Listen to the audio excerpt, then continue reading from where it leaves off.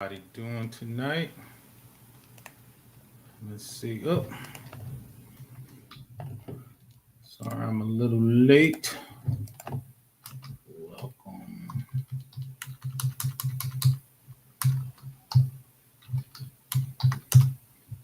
You know how we do it. What's up, brother Michael? What's up, Travis? You know how we do it. If you got any questions, drop them in the chat. Cyber or anything tech, we can make it happen. Let me get my slideshow rolling in a good spot.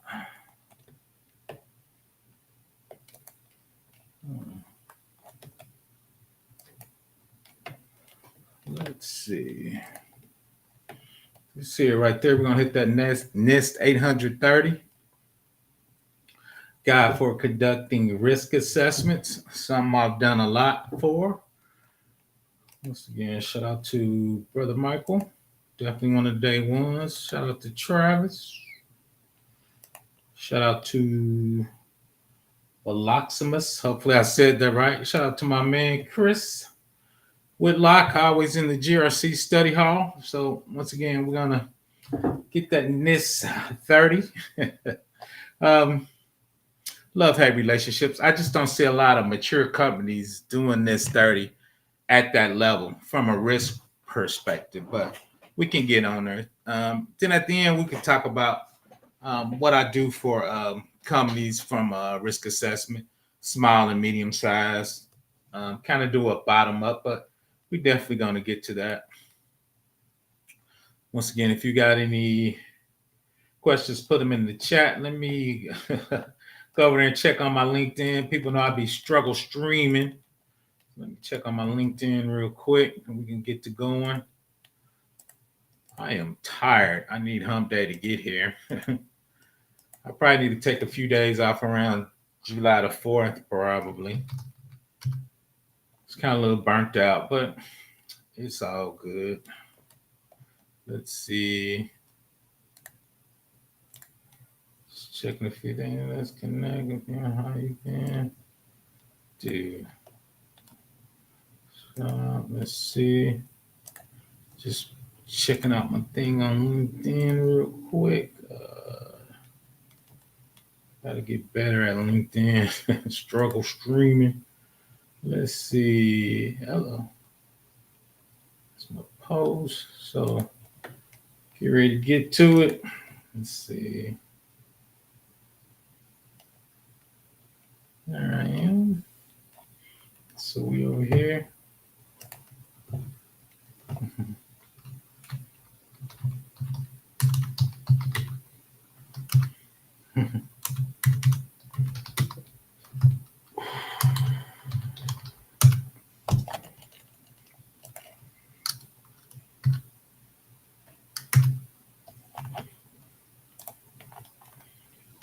Let's see. Click on that join.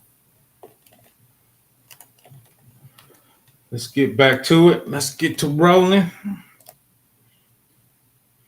Cyber scientist, how you been doing, man? Definitely have to get you on the channel. We get to interviewing one of the developers out there, getting into that cybersecurity life, doing a lot of things. I like Professor needs to cap. Always, man. I'm always tracking. Hey, PBO, do you have any videos covering the CIS? Yeah, Justin, if you go out to my I have a playlist for compliance, and I do have a CIS playlist. Chris, if you can you drop that CIS in the chat for me?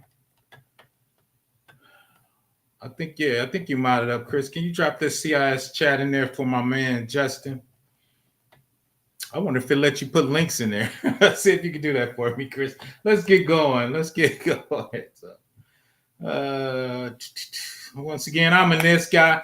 You said at the top, NIST Special Publication 830, Guide for Conducting Risk Assessments. The only thing, once again, too, I think it's relative, but look at the date. I always check the date.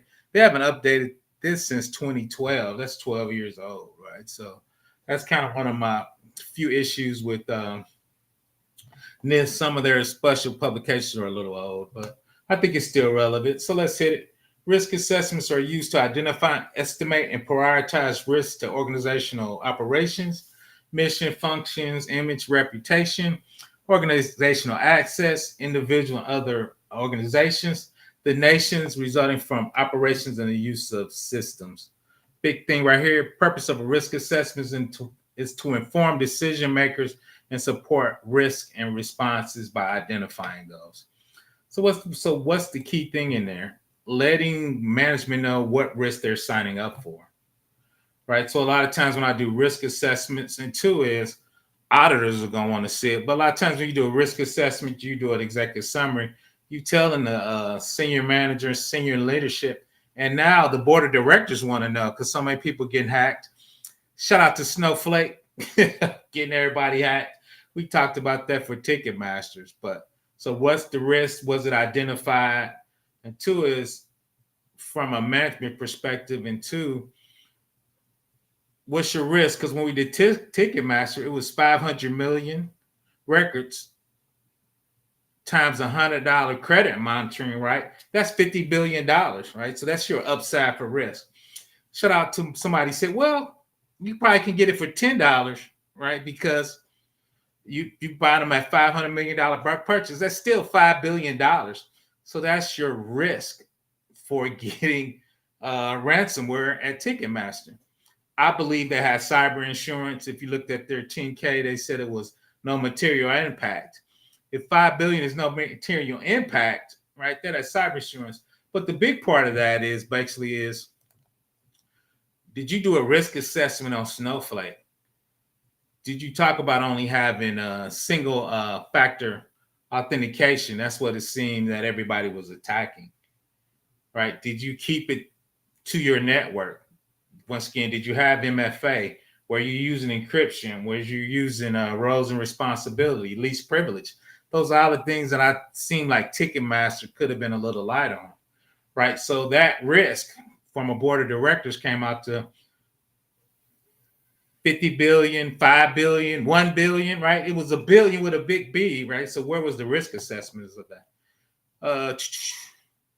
I appreciate that, Chris. Yeah. So who asked for that? So yeah, this is CIS. Just check it out. Then you can reach out to me. We can chat about it. Yeah. So Chris put it in there for you, Justin. For sure. Shout out to my man. Once again, Savage Scientist. Dr. Finesse in the house, trying to give me extra work. Long story short, we'll probably do a case study in the GRC Discord ran by Chris and Dr. Finesse. I used to just go in there and add my 2 cents. Once again, shout out to Justin. There's the CIS playlist. I think it's a year old. It's pretty relevant. Tech and Pet. Should I get the CGRC and the I think it's relevant. I think it's relevant. I think there's a year experience. And I think it's a 3-year experience on that tech impact. So long as you meet that experience, I would go out and Indeed, because it was called the CAP first. I would look for CAP and GRC inside Indeed and LinkedIn to see what jobs are actually looking for, to double check that. So good evening, Blackjack Act 54. Let's see what my man Travis says. Oh, you cool. Multi-factor authentication. So just doing a password is one factor. Most big companies, when you put in your password, they'll call your phone, right? So something you know and something you have. So that's 2-factor. That's multi-factor. So a lot of times when Snowflake got hacked, the bad guys were stealing username and password. But if they stole my password and they put it in and they called my phone, theoretically they would have my phone and be able to get into my account. So that's the 2-factor, aka multi-factor, Travis. No big issues. Everybody's here to learn. Like I said, my chat is definitely high, level people, so I'm sure they'll chime in on that. And we looked at this on the 37. Risk assessment within the risk management. You would see it. You're going to assess, monitor, and respond. Information and communication workflows. And we'll see the communication is going from management to middle management to the tech people. What's the tech people? The DBAs, the system admin, the people really doing the hardening, the hardening of that. Then we as the auditors are giving them the requirements and also checking to make sure their work is done properly. right? So that's part of what GRC does. You give them the requirements and you vet. So if we're doing an access review and we tell the cloud engineers to delete it, GRC will go at the end and make sure those accounts got deleted. People got offboarded, people got fired, people, left job, people move between groups and teams. We want to make sure least privilege. So when you leave that group, if you don't need access right, we'll take that access away.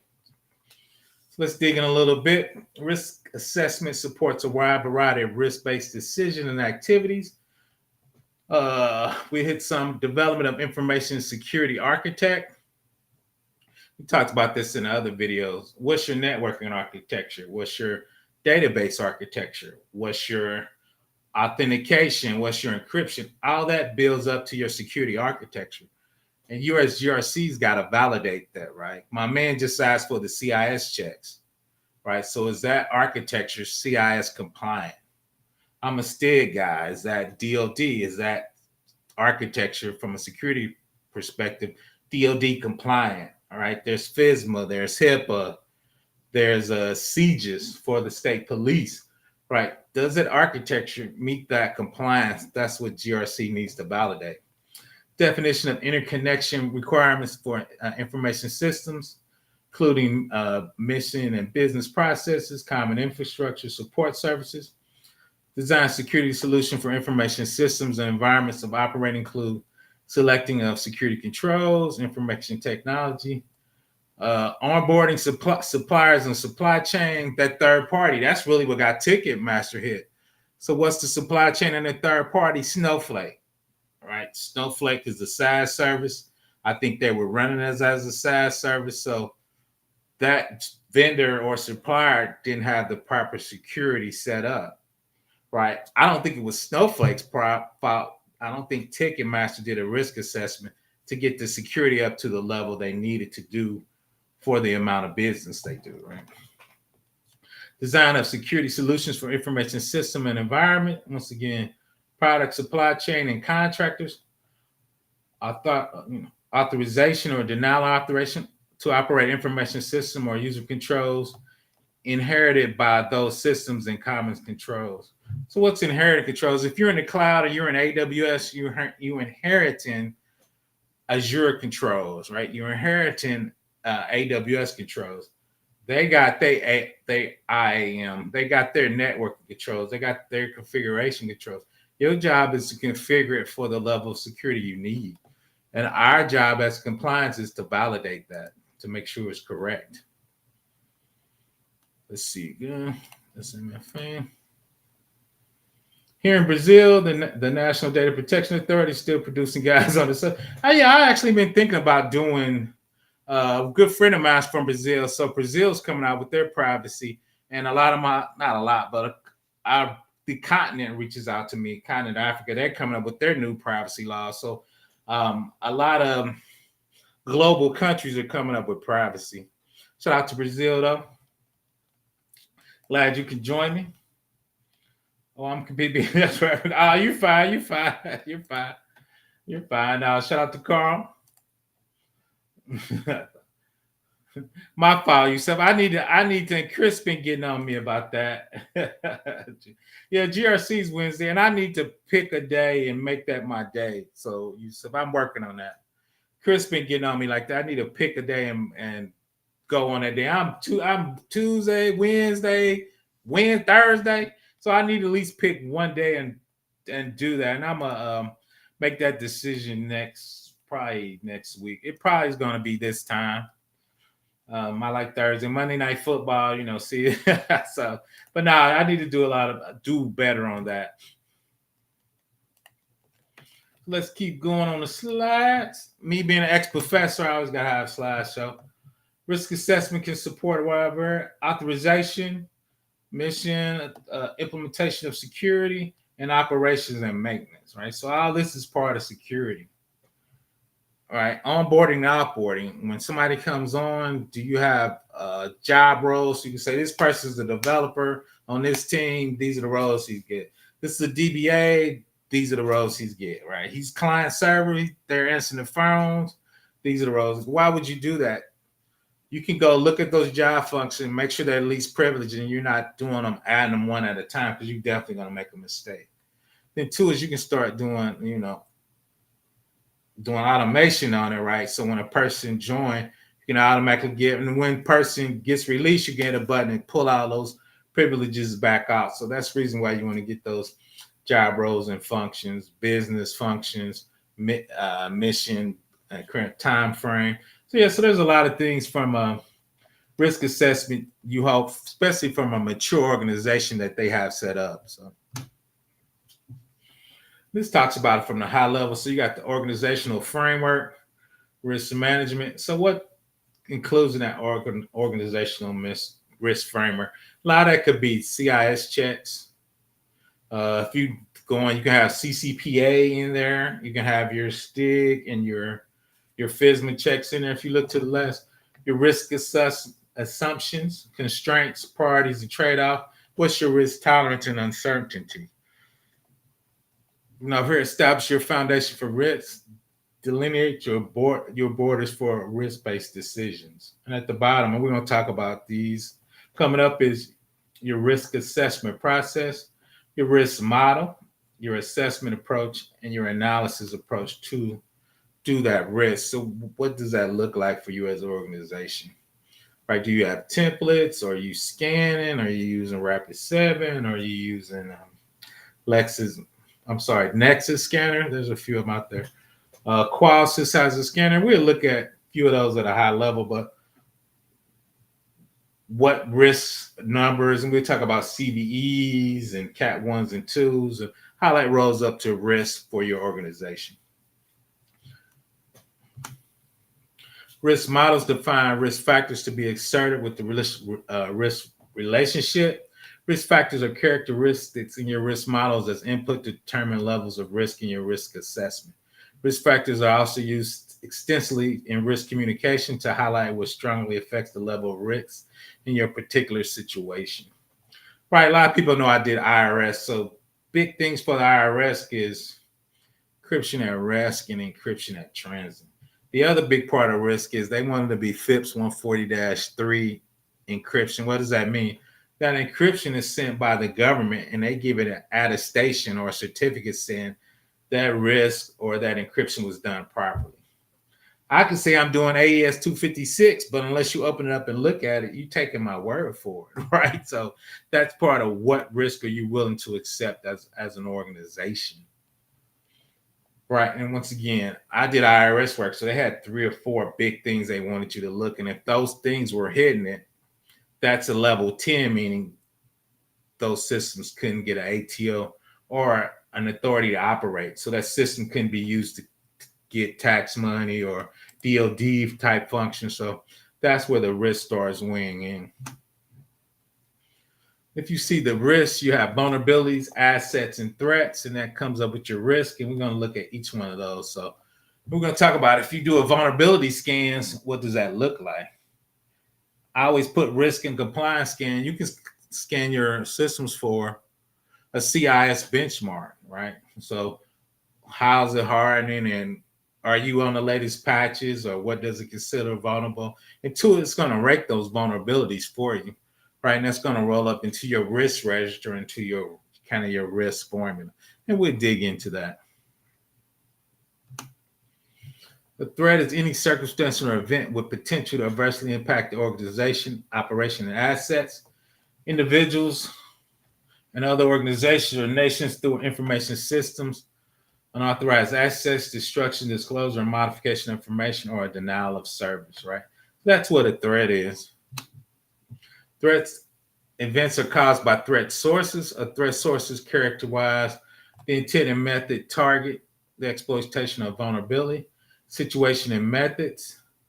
Types of threats include hostile cyber or physical attacks. Now, this is unique. It took me a while to figure this out.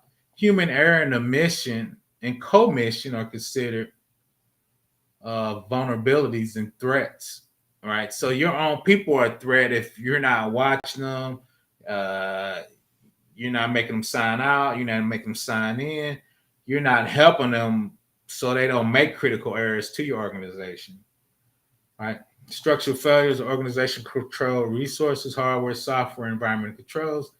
Of course, these are natural and man-made disasters and accidents, right? So that includes tornadoes, earthquakes, and two, if somebody tries to run a truck up in your building, and right, you don't have boulders or something to block physical attacks, right? So that would be part of your risk assessment. I don't see that done a lot. Once again, I work for a large state agency, so they did talk about tornadoes. We did talk about people trying to run in our organization. And one threat, which is probably 1,000, probably would never happen, is if your server on-prem is deemed to be a nation-state attack, the FBI could come and bubble wrap it and just roll it out, right? So what would you do if the FBI said, we need that server, pull it off there, right? So, but now, we got the cloud. We can easily roll over to a different data center. We bit copying it, so we keeping it up to date. But in the old days, we like, well, somebody come and get this server, right? So those are things that if the data center for AWS got taken out, East, I think, has got 6 data centers 150 miles apart with different electric companies and phone companies, right? So the odds of a whole region going down, but I could say I can go from the East and automatically spin over to the West Coast region, right? So now from a natural disaster standpoint, my risk gets real small, right? Risk is never zero, right? But it gets real small. So, and that's kind of what you want to work out with the higher ups and talks about that. He said, I need to work on that, Yusef. Shout out Team GRC. Yeah, we usually do the GRC at 7:30. I'll check the hashtag out. Facts. Let's see what we're doing. Hi, Prayer New here. Thanks for doing this. Oh, no problems. Delays are made. Glad you can join. If you got any questions, just put them in the chat. My chat is super knowledgeable. They probably chime in before I see it. Definitely shout out to Casual Economist, one of the day ones. Excel Pro always commenting on the videos. Glad you can join me. Hit that like button. Let's see how everyone. Double R in the house. Glad she can join me. Opening spam, emails, or input USB drive, pull it up with malware. Could be facts. 100%. So from training, you're right, Robert. From training, security awareness is you should never put a USB drive that you don't know where it came from. And the other thing about that too is when I worked at the state is we actually blocked USB drives. So I think we had 1,100 people. Probably only 100 people could put a USB drive. So they were like high-level people and supervisors. So if you need a USB drive, you would have to go to your supervisors. And the supervisors are trained to scan it. As soon as they put it in, scan it, scan a USB drive for any malware or virus. And depending on what software you use, when you saved it, it automatically would scan it too. So yeah, you got to be on that. 2 is one of the penetration tests or just testing out. We would put USB drives and we actually put sticky notes on them and say salary XL on it and see it. And you'll be amazed how many people stick it in their computer, right? So that was kind of one of our tests we would do, right? And that used to give us a high rate of people trying that. So when they put it in a computer, right, a screen would come up. It would send us their IP address, and we would send the CISO to go visit them. But yeah, you're right on that, though. Let's keep going. Vulnerabilities, weaknesses, information systems, system computer procedures, internal controls that could be exploited by a threat. Most information system vulnerabilities can be associated with security controls that either have not been applied, either intentionally or unintentionally, or have been applied but still retain some weaknesses. However, it's also important to allow for possibilities of emergent vulnerabilities. There's 0 days out there that can arise naturally over time, right? So that's why you do your Rapid7, you do your vulnerability scans. It keeps you keeps you up to date on what vulnerabilities you have. And they got them for everything: web server, app server, database, OS, Active Directory. So you should have a very active vulnerability program. In general, risk materializes as a result of a series of threat events of each takes advantage of one or more vulnerabilities. Organization define threat scenarios to describe how the event caused by a threat source can contribute to cause or harm. Development of threat scenarios analytically useful, and some vulnerabilities may not be exposed or exploited and unless and until other vulnerabilities have been exploited. Yeah, sometimes it's a chain, right? So, like you said, the USB drives gets me on your machine. Your machine lets me go laterally to the server.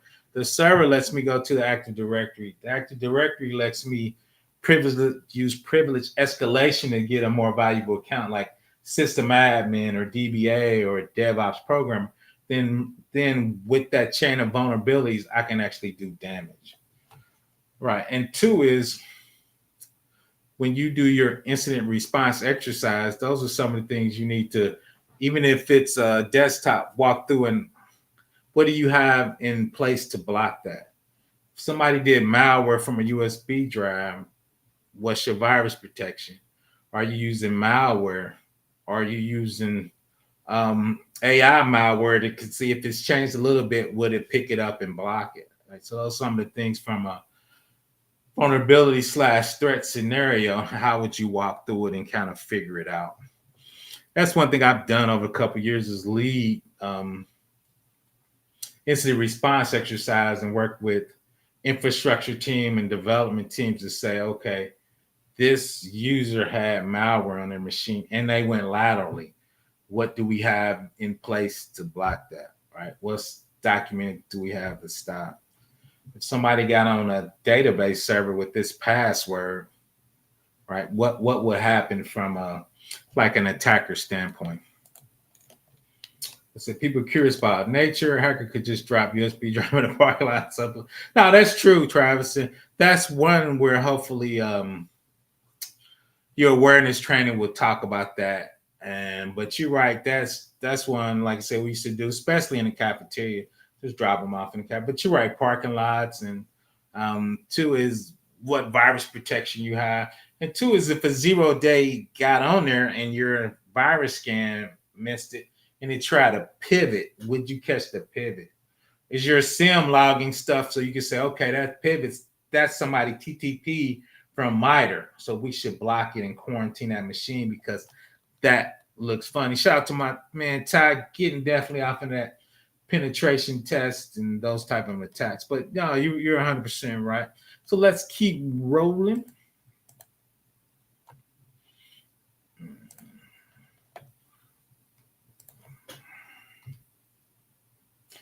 And I don't see this a lot, but we'll talk about this later. The likelihood of occurrence of a weighted risk factor based on analysis, the probability that a given threat is capable of exploiting a given vulnerability or set of vulnerability.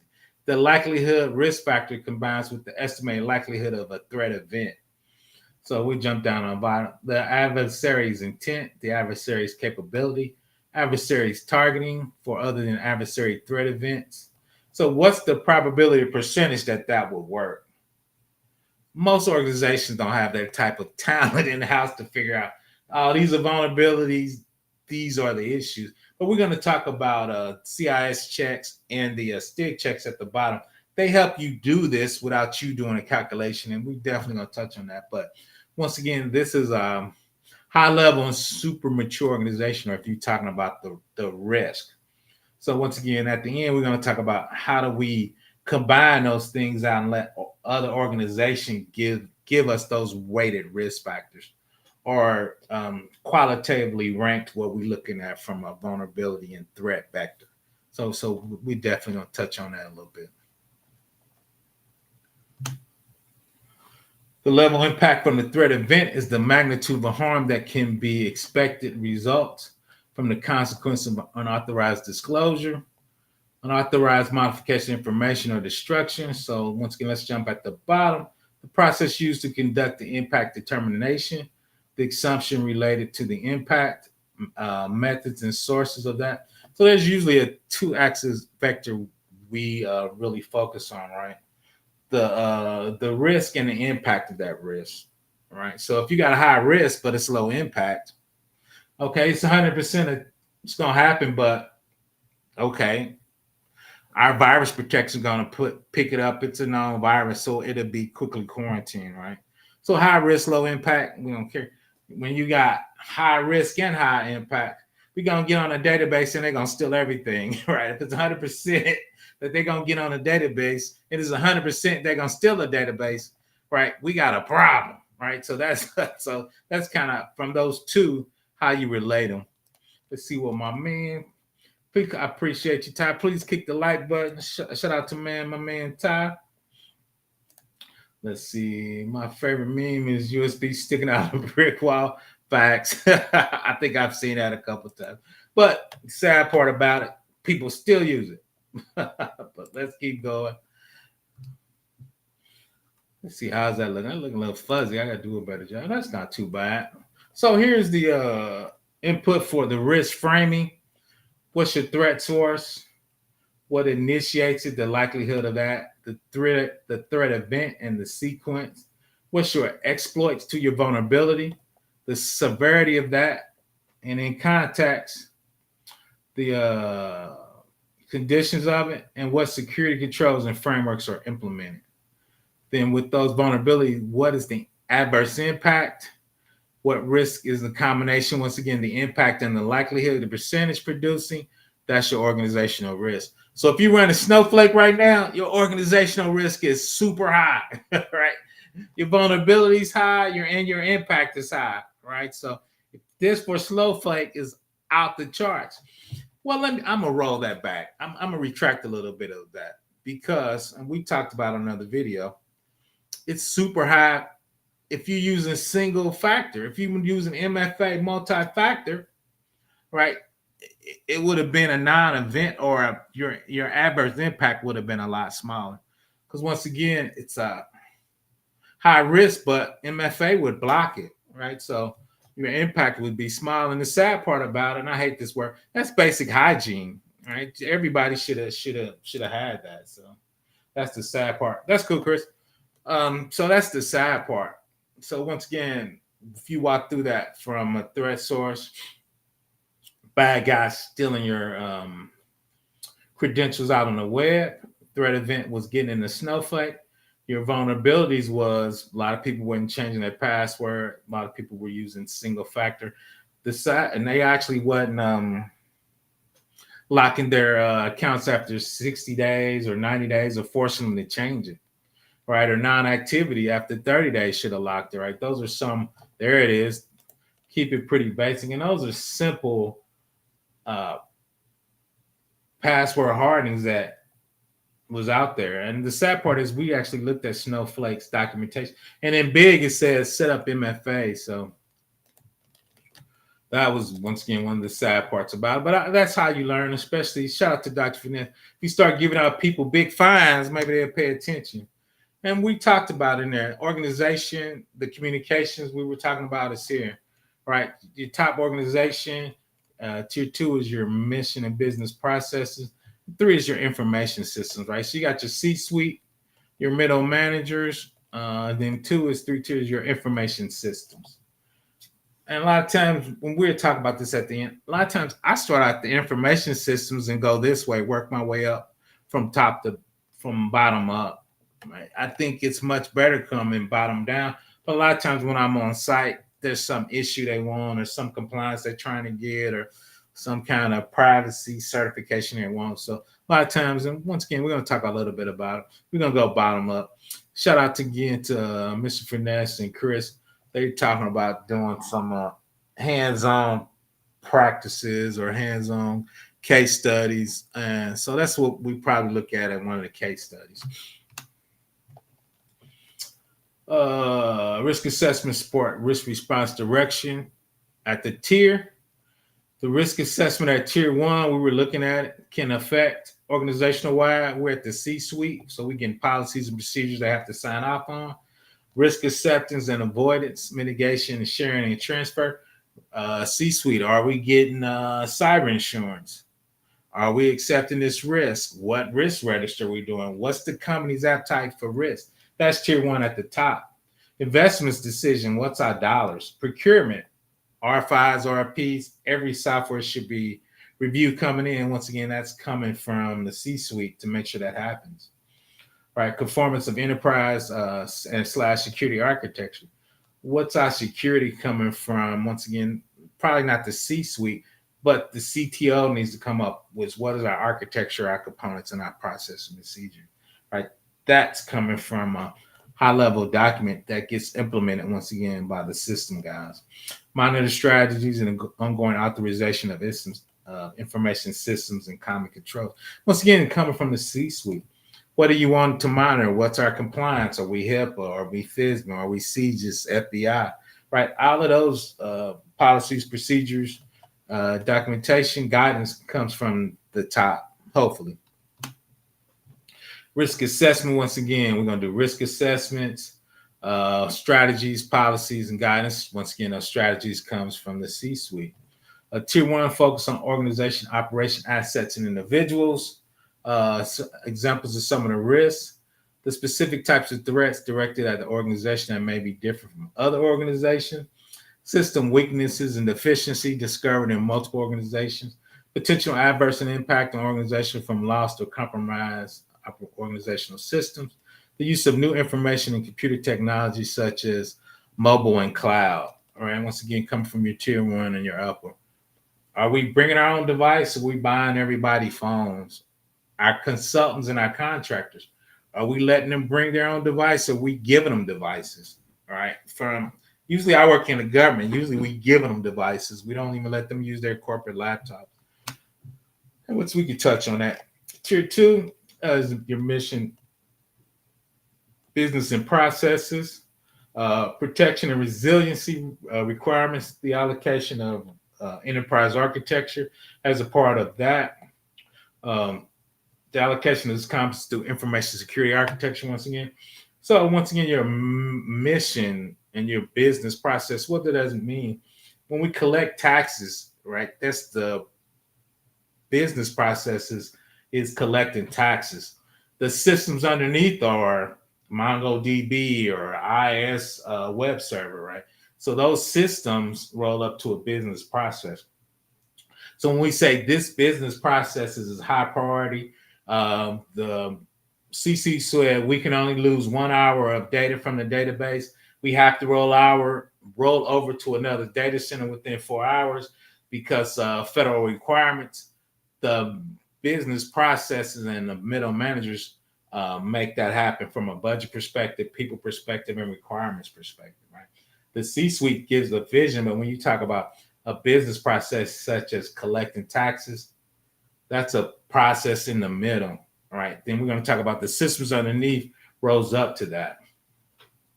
So when you actually talk about doing a risk assessment from a security, and we looked at this, you see it at the bottom, the risk management framework, you categorize what you're doing. Part of categorize with, these are the controls, these are the IRS security controls, these are the HIPAA controls. Then in those controls, we select what those are, implement those, do an assessment of those. Once we assess those, we can authorize that everything is working, or a 3PAO ad or the FBI can come out and do an official authorization and give you an ATO, which is an authority to operate. So when you do FISMA, me and Chris had this conversation, and FISMA is the organization that comes out and looks at your NIST 800-53, and in NIST 800-53, it says organizationally defined. The organization defined is the IRS.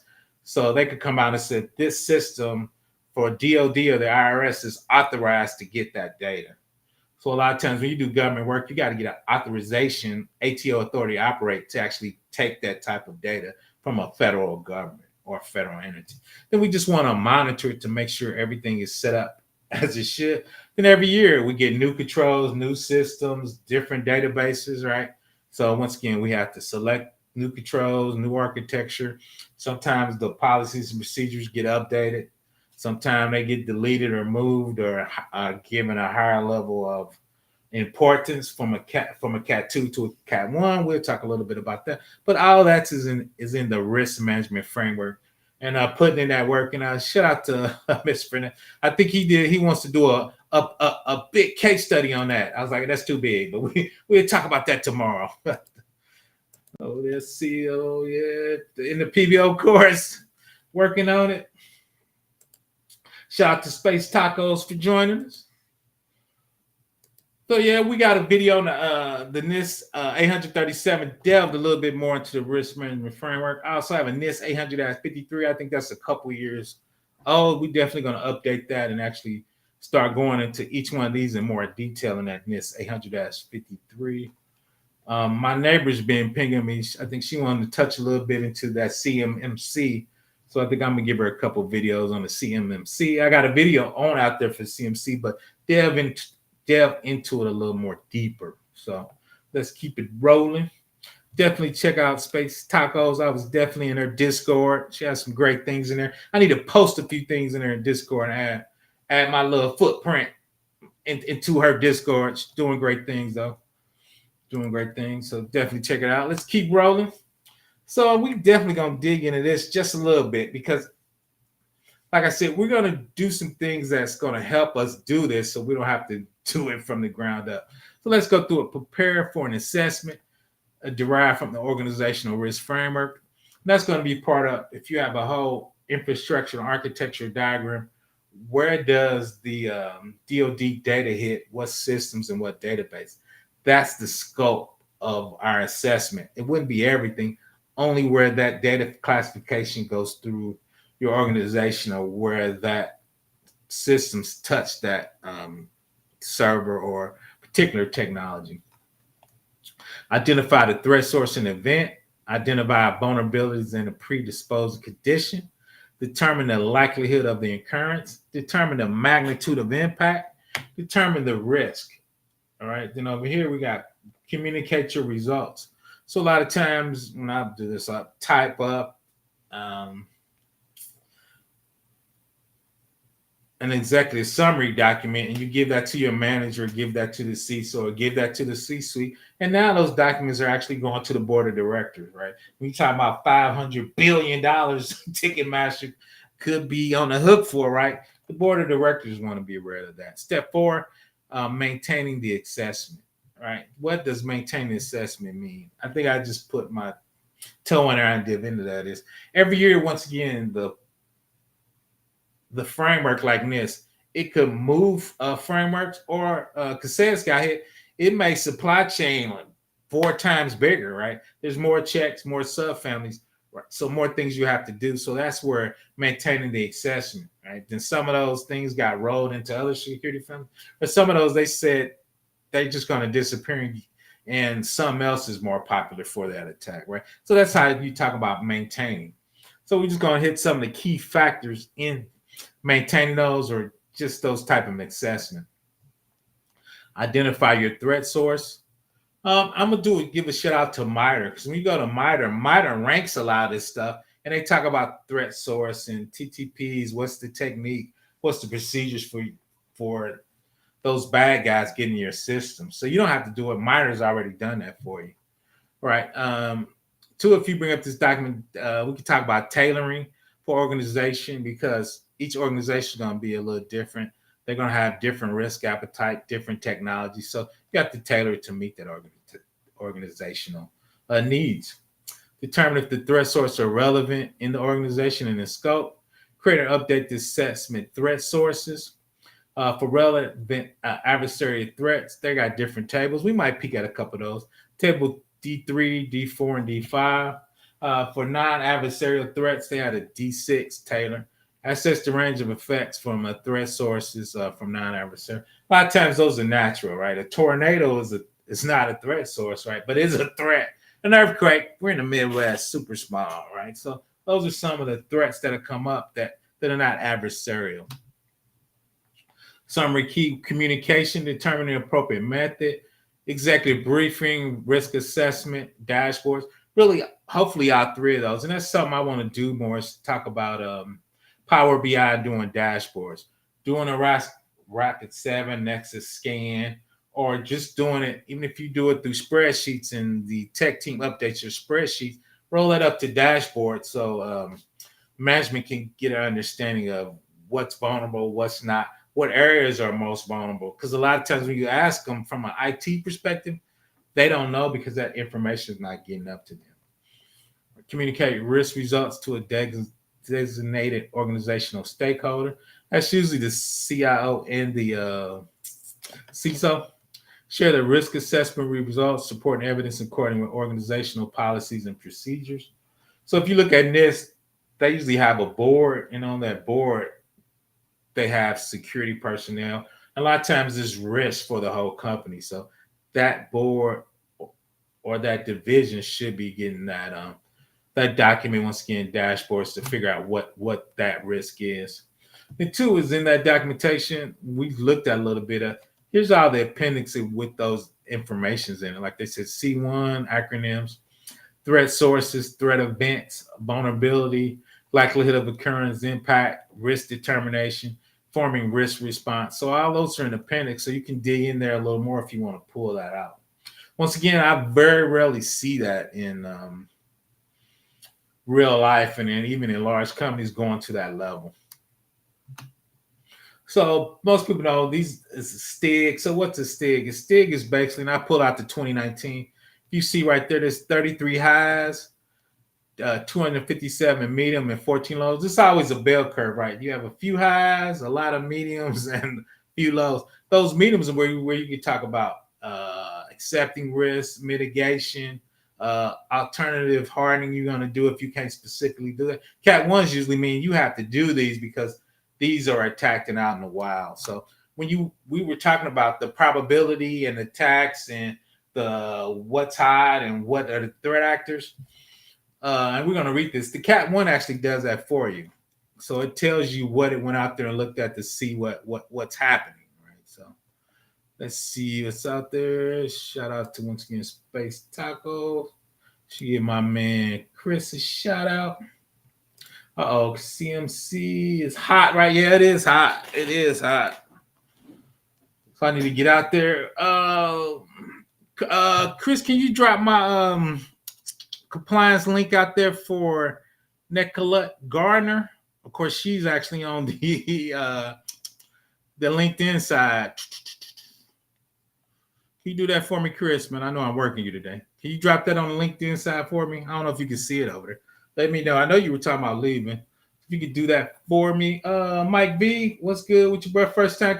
Shout out to Mike V. He's the one that actually got me thinking about doing more stuff for the continent. I had a few people reach out to me. We talking about privacy laws in the continent, and he's helping me understand the continent and so many different countries in the continent. So I think I'm going to start doing a little few more videos. Shout out to Mike V. The Black Brain Trust, I'm always over there. Learning for those guys, put my 2 cents in. They're always super gracious for letting me come on that panel. So I'm definitely over there rocking. But he's the one kind of got me thinking the continent and doing a few more privacy laws because that's getting real big in the continent. My man from Brazil just talked about his privacy laws. So I think internationally privacy laws are picking up. Mike, shout out to Mike V. He got me thinking more on that international level, man. I'm in Indiana. I very rarely leave Indiana. So shout out to him. I'm thinking a little differently. Thank you, Facts. Let's see. Wish we had a hot right now, but yeah, I need to get some emojis and some sound effects. PBO on a budget.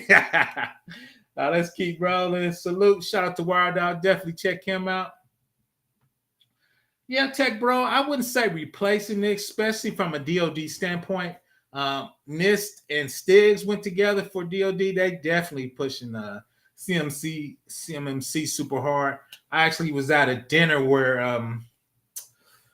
guy was talking. We were talking heavily about CMMC. So I don't know if we're gonna do something in the future. But yeah, CMC, and I'm very upset about that tech pack. I'm a NIST Stig old guy, but yeah, I think CMC is definitely the future. And they say you have to go to a 3PAO, which means you gotta pay to get an ATO and get them to certify on your CMC. This was kind of like, you can do it. We like you. It's a self-assessment. And CMC, they're like, oh, no, you're going to have to pay the big dollars to come out. So I think that is the future. I'd say I think it's going to replace NIST. I struggle saying that because I've been doing this for 20 years, but I think it will because CMC is getting a big push. To me, I guess I think it's easier, which makes it easier to complete. And I think that's one of the selling points. I think it's less secure tech pack, but we can do that in another video. Let's see. Shout out to my man Axa Mother. Now, facts. It's tornadoes in there. And yeah, that's definitely in there. And if you look, I think they got the probability each state. Like, nigga, we were showing the government contract something next week. So criticality. Oh, facts. Yeah, Mike V's definitely in the game. Chris, I want to make sure I appreciate it. Got you. I appreciate that, Mike V. Definitely have to get you up on the panel soon. I'll drop the link in a little bit if you want to come.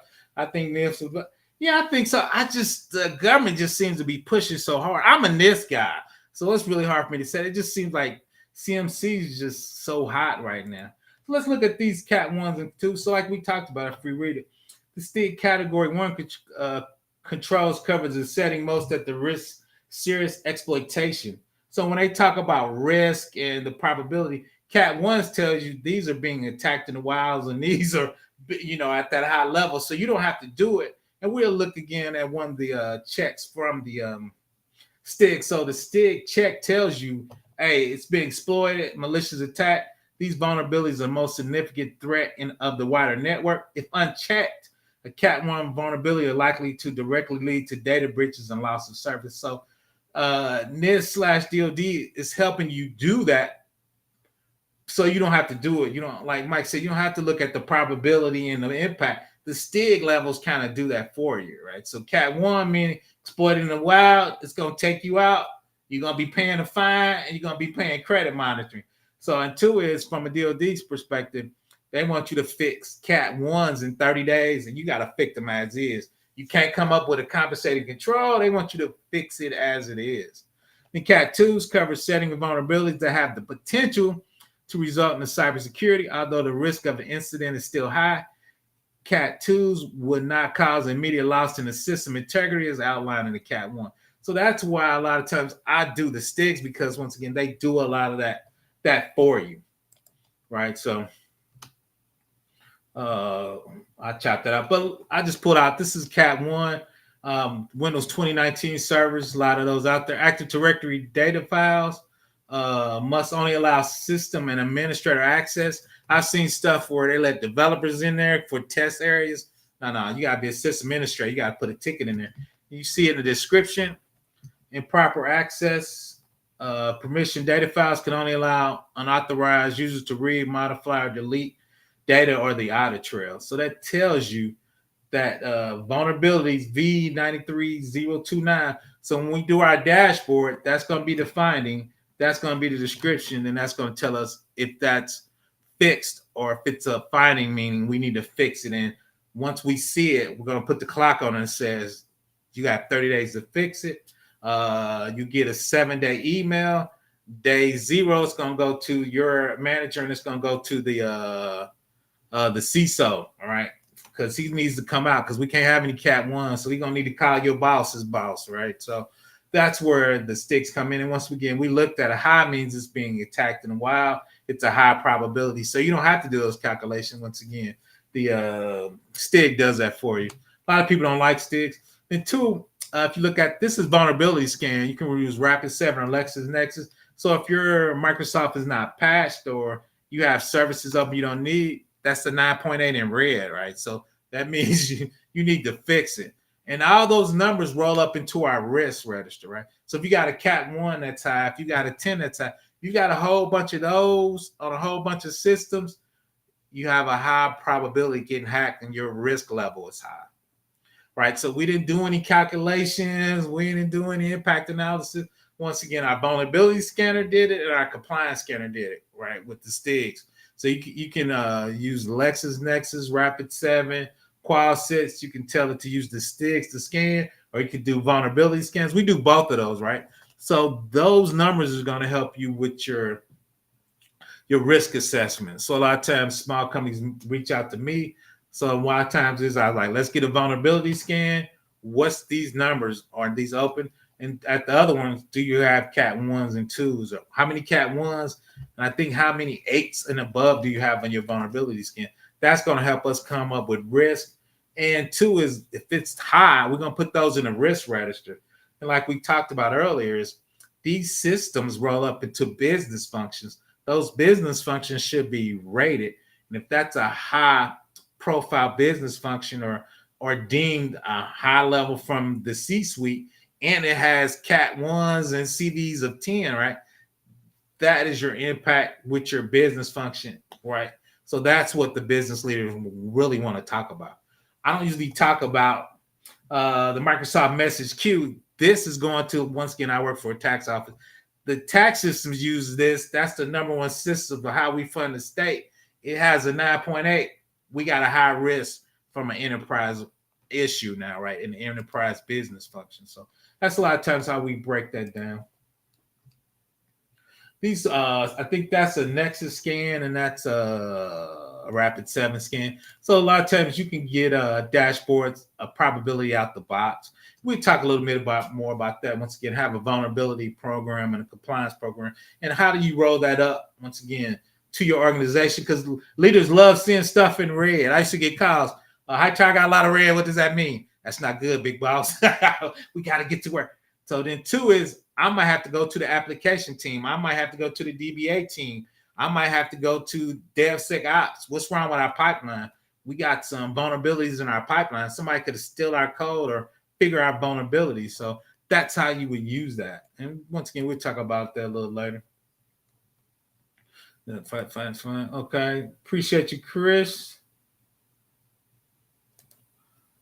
Oh, that's cool. We can definitely link up. Or two is I went to the AWS group, and I think there's a security group. So we can definitely link up, talk shop. So she from my town. I used to work for Lilly. I used to work for DFAS at Fort B, and I'm probably giving too much information on there. So yeah, so I've been around the block. I'm 57. So I've been in the game a long time. So yeah, we can definitely link up. I'm sure we probably got some shared connections on there. We can definitely make that happen. I think I might have, it's not like I might do a meetup because there's like 6 or 7 people on my channel in here in Nicolette. So I might have a meetup here. Shout out to Indy, the Midwest. We more than corn. Let's keep going. And in the end, right? So let's talk about it, right? So you got threats, exploits vulnerability. Vulnerability leads to risk, and hopefully we can solve those risks with mitigations. Like we were just talking about Ticketmaster. They had their Snowflake. They didn't have MFA on their Snowflake. So the risk was they were getting their data stolen. So the mitigation would be, which is easily, I did that in AWS, is Cisco Duo. Easy to set up. MFA calls your phone. You collect the button, it lets you in. So that $500 million problem they were having, we put the money on. So how was it 500 billion? They had 500 million records stolen, $100 credit monitoring standard. 500 million times $100 was 500 million. And I'm sorry, 50 billion. I'm tired. It was 50 billion problem, right? So how do you solve a 50 billion problem? I think it was $3 a person with Cisco Duo for MFA, right? Especially in the cloud and AWS. So that's really what managers want to hear, right? You have a $50 billion risk, $3 a person. We can take that risk down to, it won't be zero, but maybe down to 200 or 300 million. People have beaten MFA. People have taken your session cookie.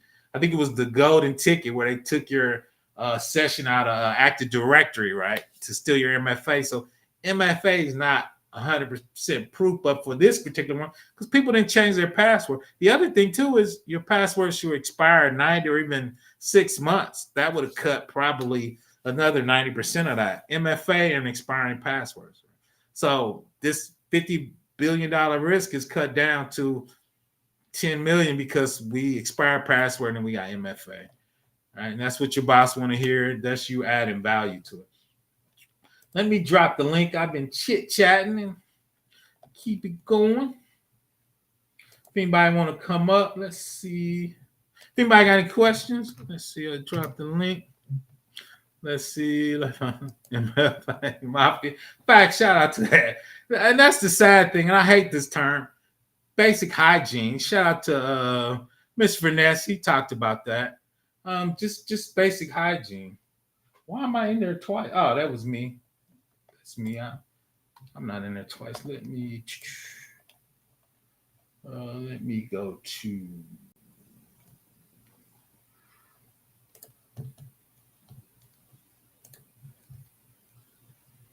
That's one thing I think. Shout out to the GRC team. They trying to get me to some on-hand labs, hands-on labs. Man, I need to wake up. It ain't even Wednesday yet. Hands-on labs. I think we're gonna do a few of that. Shout out to that Space Taco. There's some chatter about feds getting hit. Oh yeah, the feds always gonna get hit, man. The bigger organization, if it's feds or Ticketmaster or a lot of nations want to poke an eye in the feds. So yeah, they always hit. And a lot of times, I think Azure has some issues with some of their Office 365, and they were getting hit by phishing. So that happened a couple of times already, Ty, to be honest. So like I said, I dropped the link once again if anybody want to come up. No pressure, no pressure. But yeah, so we'll do it. Let's see. Ty gonna want to share where you got that info. I want to read. Yeah, but if you Google the one for Azure, I think they were getting what it was called BC Business something. So yeah, if you do that, resilient, I might put that in there. But yeah, Azure got hit. There were anything that this morning, yesterday morning brief time. So didn't check. CISO series that facts. So yeah, but yeah, they always because I don't got because Azure is killing that Office 365 email game. Everybody's taking their email. Yep, business email compromise. I appreciate you, Space Tiger. I'm running out of gas, but yeah. So that's real big. And if you go out to CISA, I think they have their things to actually help you prevent that. Let me see if I can find that while we talking. But yeah, I think it was Azure. DOD. No, it was government. It was government phishing attack. That was a couple years ago, though.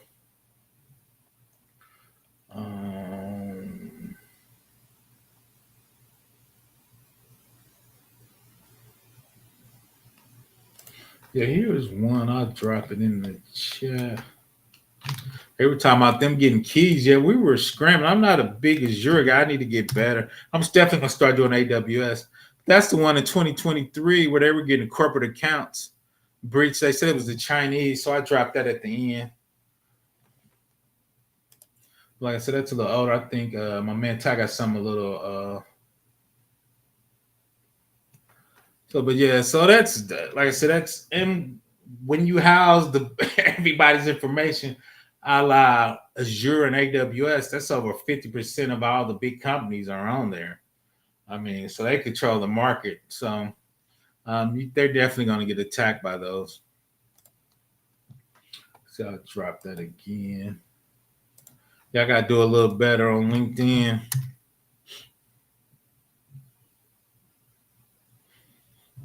So yeah, I need to check that out.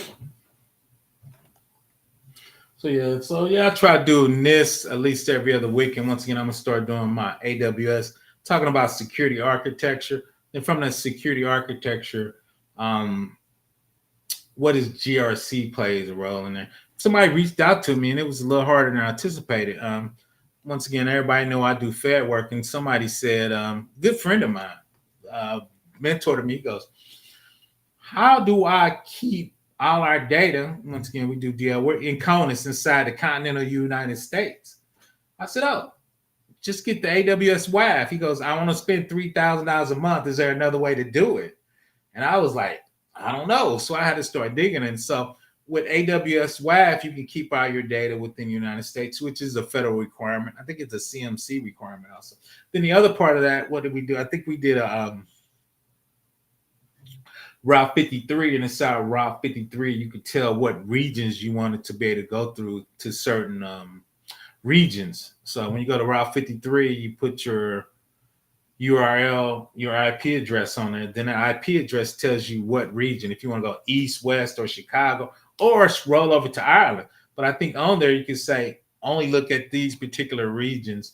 And so you can put all the United States regions in there. So your data would never, if somebody's trying to access your data from outside of CONUS or outside the United States, it would block it. So it took me a while to figure that out because, you know, AWS WAF, which is Web Application Firewall, costs us $3,000 a month. So you, as a GRC person, you don't need to be able to actually architect that infrastructure, but you need to be able to understand that infrastructure. So if somebody says, well, is all our data in CONUS? Well, what do you look for? Okay, I look for AWS WAF, and it has the IP address in there. Or if not, or they're actually, once again, going through Route 53, using Route 53 to say only go through United States region, right? So you got to validate that as a GRC person. Once again, looking at architecture, looking at a architecture diagram, especially for AWS, they all over the world. So you got Route 53, you're going through load balancer. I just looked at a video. They got a global load balancer now. So you don't have to you don't need to understand them in depth, but you need to understand them at a high level so you can do a decent risk assessment so you at least know what kind of questions to ask, especially as a senior level person. Right. And then two, we always getting the bag, getting the money now, just getting a job. It's so hard to get a job out here in this tech and GRC with so many people getting laid off. And two, I did a video, ageism. When you get up there, a lot of times, you know, you get people don't want to hire you. So how does that all play? And what skill level, right? I think your skills play a lot in there. What do you get hired and when you get paid for? Right. So, and everybody know I did a interview with AWS. It didn't go well. It was a 6-hour interview. I didn't get it, but I learned a lot, especially at my age, doing the STAR and trying to actually put metrics on GRC. That was a little something I've never really thought out of until I started looking at the STAR technique, and it's called AWS Loop. Doing it. Actually, I'm kind of glad I didn't get hired because they had 6 months later they were laying off a ton of people. And with me being new, I think I would have got the axe. So I think that actually was a blessing for me. Sometimes all things aren't good things, even though you think they're good things. The Fed got hacked by lockpick. I think I did see that. I'll probably do a short video on that. I'm working on one where your car was reporting the LexisNexis, which is a data broker. Insurance companies were buying that data and jacking up people's insurance, and they couldn't figure out why their insurance were getting jacked up. So I was going to do that video. Then shout out to the Chris. He wanted to do a rack root access calls for when somebody get hacked. We did Ticketmaster and Snowflake. The one came out for the car company. What was the name of that? I was just looking at that. All the car dealerships are down. It's called CDK, not the development. CDK Global Outage. So probably 50% of the car dealerships couldn't do a car loan. I did a little investigation. It looks like CDK, which does car dealership, is on AWS. And they actually did a video. We talked about this, and I'm Vivian, get this. They did a YouTube video talking about their architecture and their cybersecurity, saying they were safe a year ago. So I probably do that. I might do that tomorrow if I can get some slides together. So they said it might be Snowflake, so I'm trying to dig in to see if they were running Snowflake too, if that's why they got hacked. So I'm trying to figure out the root cause of it before I delve into it. I missed parts. Have you done about any insights into the most important aspects for risk assessment? What is easily not done properly based on your experience? The sad part is what's easily not done. Most people don't do risk assessments on, especially new procurement of software. So I think that's it. The sad thing is, like we talked about, the basic stuff. You don't have MFA, encryption at rest, encryption in transit. Now they kind of encrypt in memory. Hopefully, like we talked about, all your data should be in the continental United States. So just basic stuff, Chris. I don't think it's any super duper thing. I don't think we're doing basic things from a risk assessment. Very few companies that I see do risk assessments. I think they look at it. I think if they're in AWS, they do a compliance check and just check the box. So I guess it is Taco Tuesday. Shut up. So I think that's it, Chris. Just doing one. just doing a basic. Once again, encryption at rest, encryption in transit. We just talked about it. MFA from like Ticketmaster and Snowflake. Trying to keep all your data in coldness. And once again, when I talk about encryption, I'm talking about from the web server, app server, all the way to the database, doing your standard 3-tier stuff. Nothing super duper. And when we did the one on Snowflake, Chris, they weren't doing basic stuff. It wasn't like it was some novel attack that stole their data. They just didn't change their password. So you didn't do MFA, you didn't inactivity. Like I think I know. This is Stigs. If you don't log an account in 30 days, it's locked. And every 90 days, you got to change it. So if they would have did any of those two before the MFA, they would have been good. All right. So so that's the part. So that's an excellent question. How do you sell a business on high risk when the business itself doesn't feel like it's high risk? I think just keep showing them stuff like Ticketmaster, showing them stuff about the government gets popped, showing them when that credit monitoring could cost them $5 billion, showing them because it's easy because now somebody gets hacked every week. So I think if you keep showing them those fines, that credit monitoring, I think reputational risk. So I think just kind of pushing those. And the bigger companies, I think they're all on it. I think your mid to small companies are the ones kind of missing that. Even if it's a high level compliance check, right? What is that? MFA, password complexity, password rules, keep your data, encryption at rest, and encryption in transit, all the way through the stack. I see people do encryption and then terminate it at a load balancer, meaning your database traffic is not encrypted or your application traffic is not encrypted or your database is not encrypted at rest. So I just all the way through. Just basic, I hate that word, security hygiene. And I think the CISO can actually push it from that because most of that stuff is easily configurable out the box. And I don't think it's going to cost you a lot extra. The extra comes in, you got to have your development teams test or make sure you're not breaking into your application that's running on when you start cutting on security features, which is sad. A lot of times those apps can't handle those new security features. So that's one of the big issues is having a test area or a test group to test those apps when you start cutting on security. So I think that's one of the bigger things in there.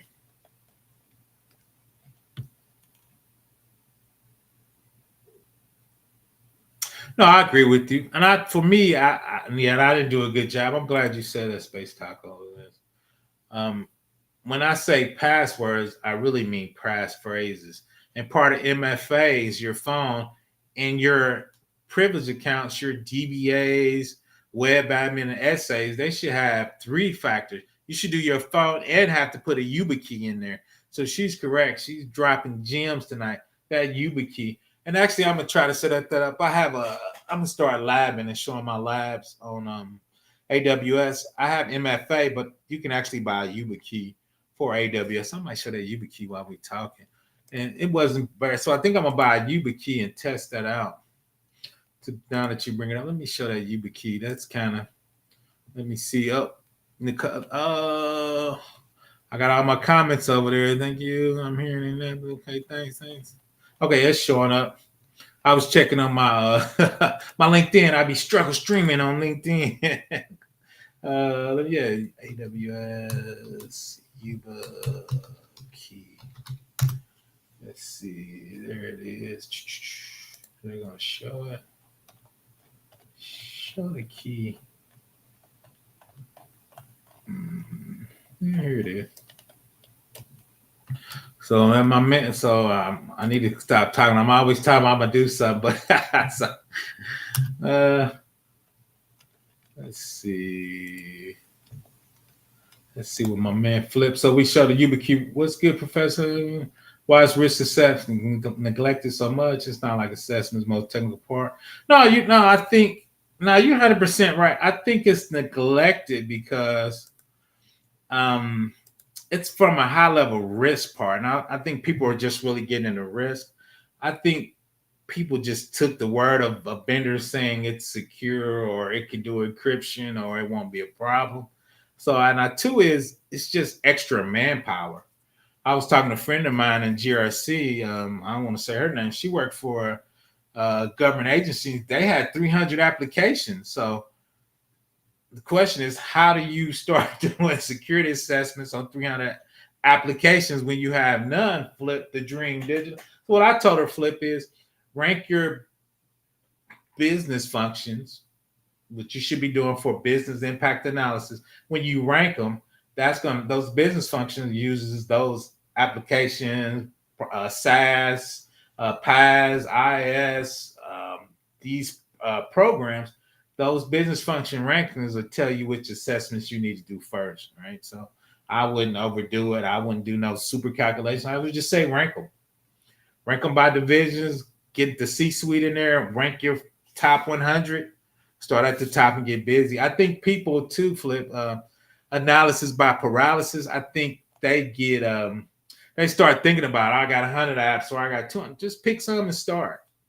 My boss used to say, you eat an elephant one toe at a time. So you got to start. So I think people get nervous. So as you rate your business function, you need to rank your security functions you want to do in what order, right? And Dr. Ogier talked about that. First things he would cut on would be MFA.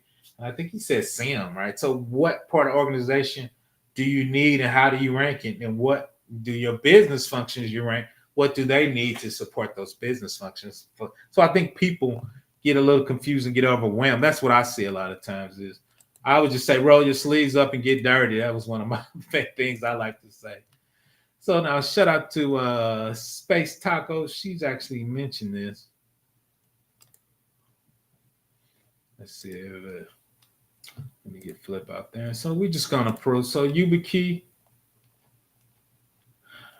We're going to show. See, there's the YubiKey, right? You insert the YubiKey into your USB port. So that's something you have.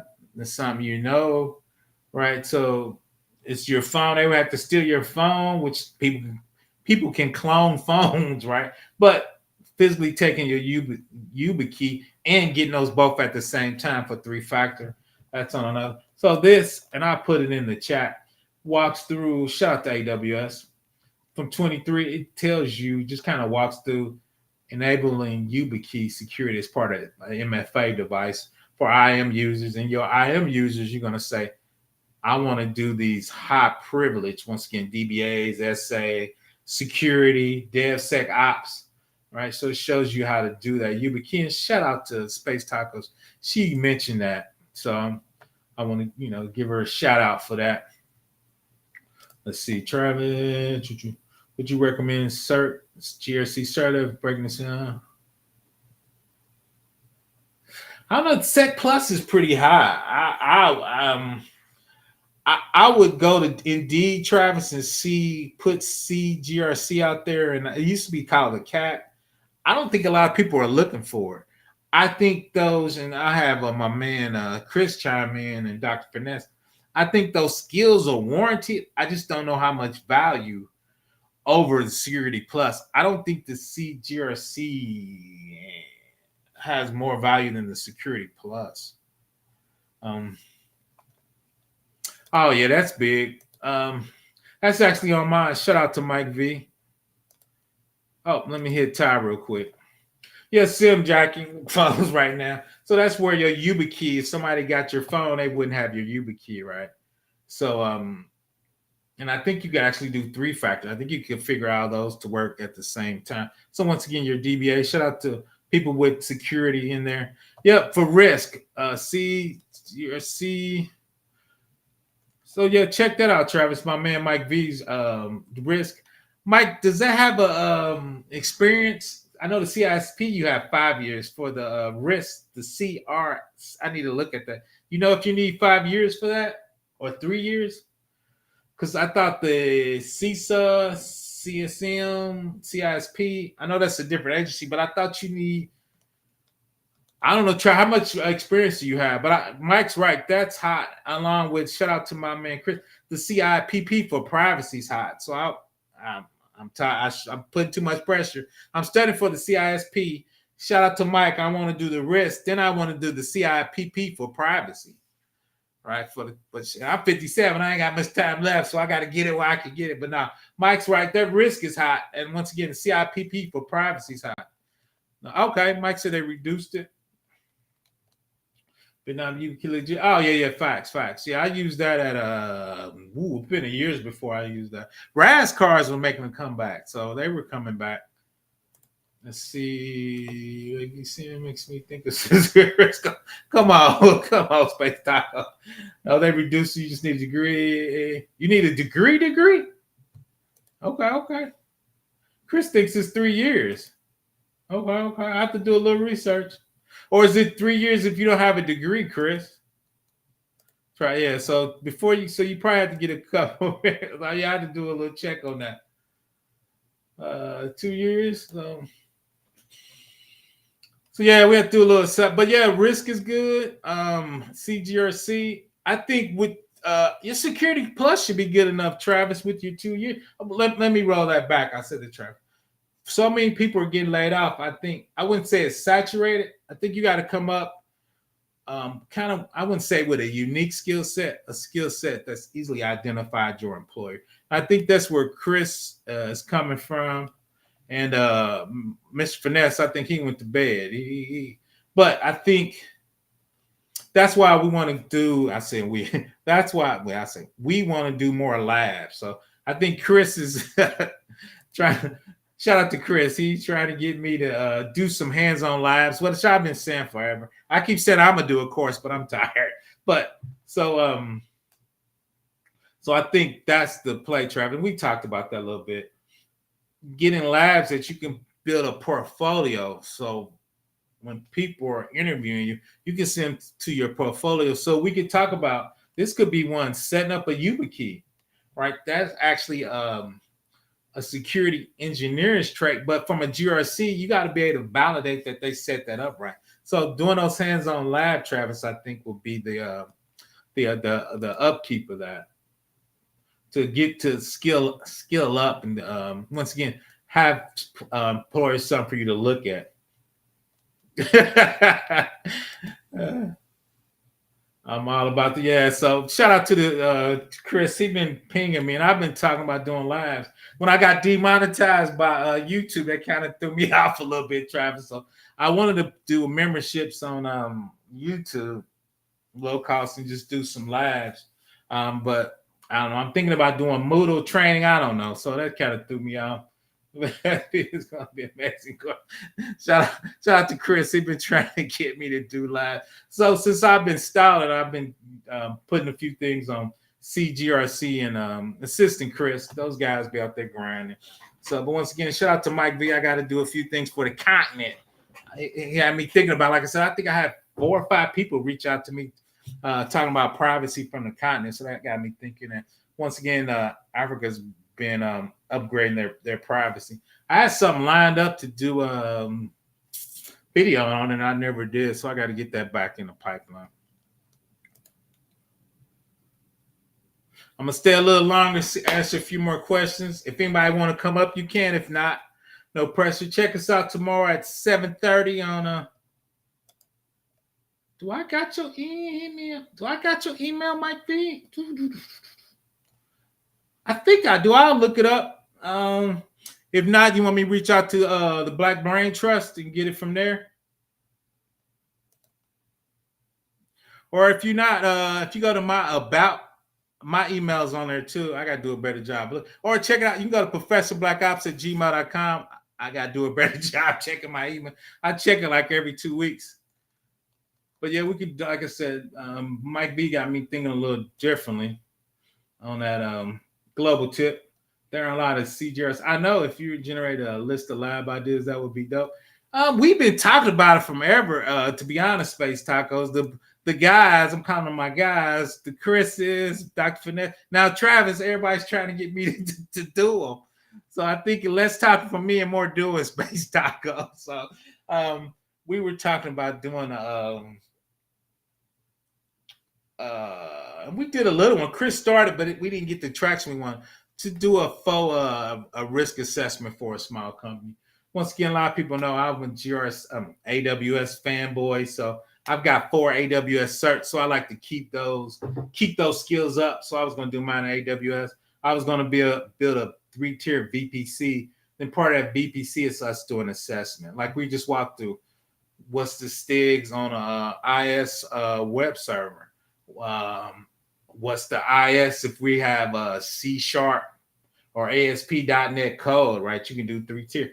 That's going to a SQL server, right? Instance inside AWS. What's the checks for both of those? What scans could we do from Rapid7 or Qualsys to get those vulnerabilities, even from a cloud vendor? Because everybody's going to a cloud, right? Most people have a secure tunnel from on-prem to the cloud. What does that look like? Because everything is encrypted. Just kind of going through those not to chat. So just kind of doing, like I said, I've been talking about forever. So just trying to just do, and two is shout out to Dr. Finette. He did one. I'm like, dude, I used to teach for 10 years. That's like 2 semesters. So just do something small to get our feet wet. We did one with policies and procedures, but once again, let's look at the technology. Let's do Rapid7 or Qualsys. That's a little easier to set up. Qualsys can scan an AWS region. What do you have in the region? Is the load balancer. Now I showed this to on another channel. It has some called AWS config, and that shows you what should be hardened for it. CMC, for HIPAA. Just being able to look at that and see what those are. Oh no, you 100% right, Mike V. I'm glad you brought that up. Azure is I think is gonna surpass AWS, and I think the future really is multi-cloud. So he's right. I tell people pick a cloud. That could be Azure, AWS, Google. Oracle's getting back hot. It was a $9 billion government bid. 4 companies won it: AWS, Azure, Google, and Oracle. OCI is pretty hot now. So I think you should just pick a cloud and get good at it. And Mike's correct. I'm gonna get to Azure. I just picked AWS because it was hot. The company I used to work for was using it, so that's the reason I picked. But no, Azure is definitely a valid. I think they're actually gonna pass it. I think it's 31%, 25%, or 33-25. I think Azure is gonna end up passing AWS. AWS is not going anywhere, but I think Azure is definitely gonna pass AWS. There's CISA with as well. Just don't know the value. Maybe good for GRC, but the labs be cool. Yep, got to get the labs on there. Let's see. C, just saying that is crazy. We can take that for action and do some serious research. Thank you. I need to get on there. I'm actually gonna. Chris did a small one. It just didn't. We were doing more policies and procedures, so I want to do more security architects, reviewing architecture, reviewing big architecture. I always tell people I do big systems because I used to work for DoD. But setting up, like I said, and lab it up, setting it up inside a cloud formation. So you can do this, hit a button, it'll spin up 2 data centers, give you 2 small EC2 instances. We can just review them manually by hand and spin up AWS Inspector, clan it real quick up and down. It probably costs you, that lab probably costs you $10, right? Get in and get out, better get the documentation, just spin it up, give you that. And 2 is when you first sign up for AWS, you get most of that stuff a year for free. So we can get in and get out. So now that's good, Clive. Shout out to my man Mike V, but getting that 900 is good. I've actually been doing a little more Power BI. I'm trying to get into the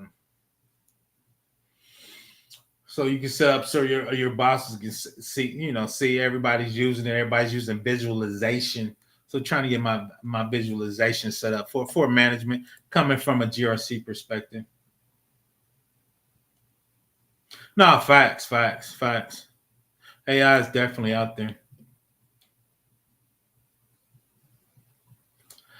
For me, R squared, that's how I look at it. Architects a lot of times is you're designing the overall, you giving the requirements for the engineer, right? That's how I look at it from architects. And when I see architecture done at work, that's kind of what I see is This design, we're going 3-tier. These are the regions. These are the services we're using. If we're going to be multi-cloud, then the engineers build it and maintain it, right? So what's maintained? Once you get EC2, you got to patch it. You got to make sure the data is flowing down from CloudWatch to Splunk if you're running something bigger, right? Or Elk Cache. So yeah, I think that's how I look at it. Architecture and engineer from design to build them. When I worked at the state, that's what I saw. The CTO and the architects got architects. Then they, of course, they would build a proof of concept, but the guys, because you start talking about 300 or 400 VMs every day, you got to handle it. And I think that's the engineering part, R squared, is that when you have 400 VMs, 10 databases, you know, you moving all this data, you got VMs coming up and down. Once again, the design versus the build.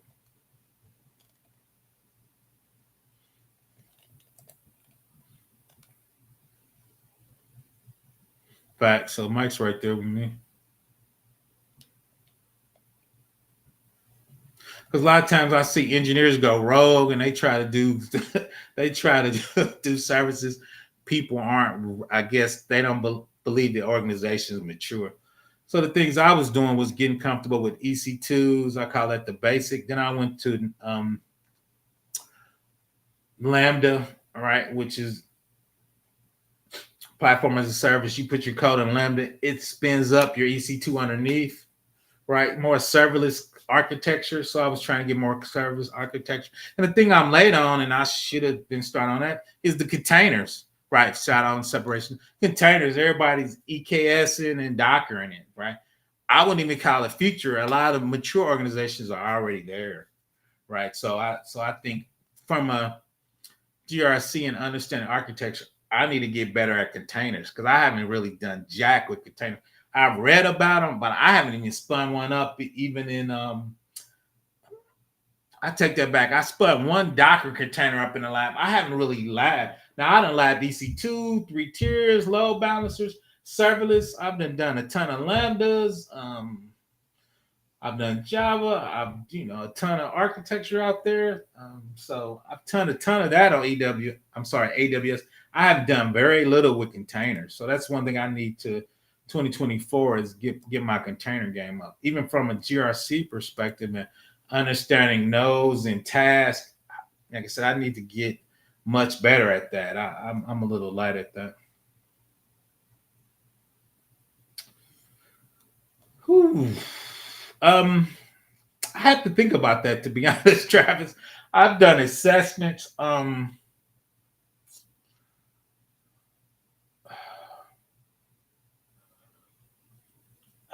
lot of people say audit. I just don't. Audit is so niche because now a lot of times audit is looking at CMC, looking at NIST, looking at HIPAA from that perspective. I need to think about that. PBO doesn't lie because I'm in production. Now, I wish. All facts, no. Like we were talking about, yeah, we did a video, Mike, and I think I said that the Ticket Master, most people got hit only had a single factor authentication. Once again, they said they were doing password stuffing, credential stuffing, and people had they stole those passwords from other locations, and nobody ever changed their password. So.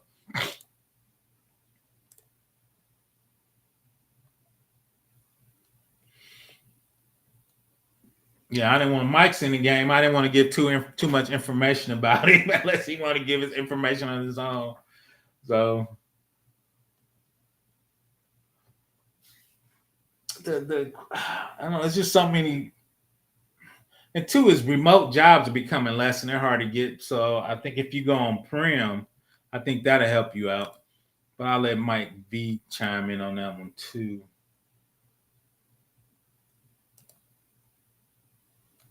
Okay. I'll drop it again, Mike, if you want to come up.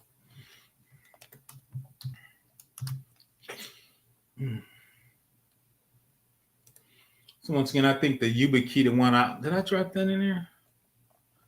I dropped it. Did I drop? I'll drop the YubiKey back in there. That's a live.